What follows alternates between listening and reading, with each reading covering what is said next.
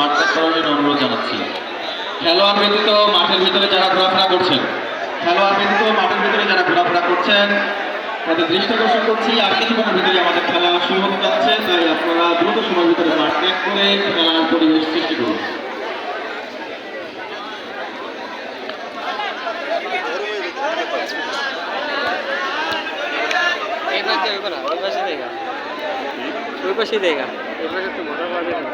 আর আমি তো খারে আমার একটু ভিডিও কল চালু আছে পরে কাইটটা লইস